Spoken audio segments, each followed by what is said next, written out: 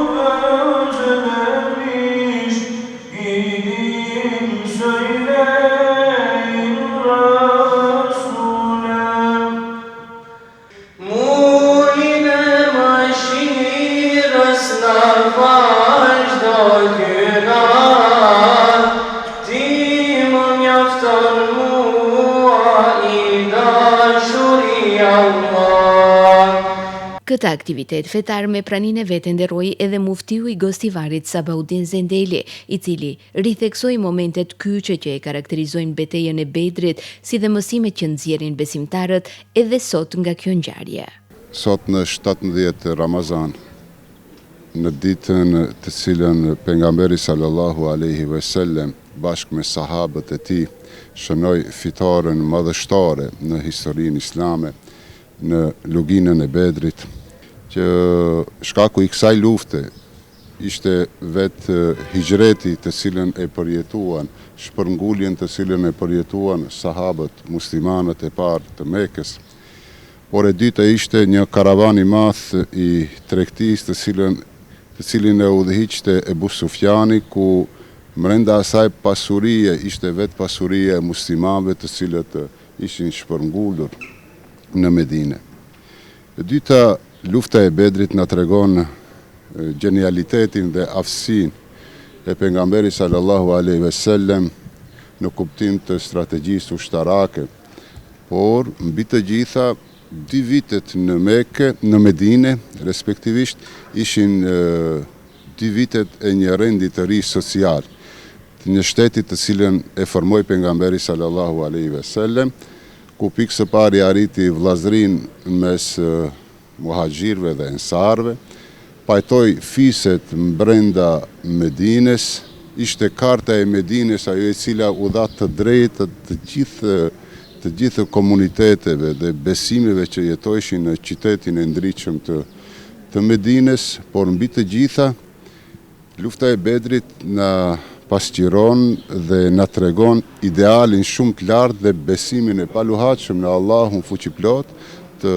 sahabëve, të atyre besimtarë të cilët besuan Allahun. dhe i besuan pejgamberi sallallahu alaihi wasallam.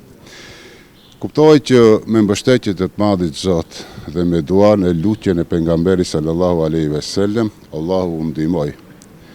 Ndihma e të madhit Zot ishte vetëm për një qëllim, që të vërtetohet e vërteta dhe të shronjoset e kota. Kujtojmë se luftëtarët e Bedrit më shumë e donin vdekjen përfitore se sa jetën në humbje, ndërsa të gjithë luftëtarëve pjesëmarrës Allahu ua premtoi gradën e shahidit. Ndryshe, aktivitetet të ngjajshme janë organizuar edhe në xhami të tjera në territorin e muftinisë së Gostivarit, ku imamët dhe ligjëruesit kanë përcjell mesazhe mbi rëndësinë e kësaj dite me vlera që ajo përfaqëson për besimtarët musliman.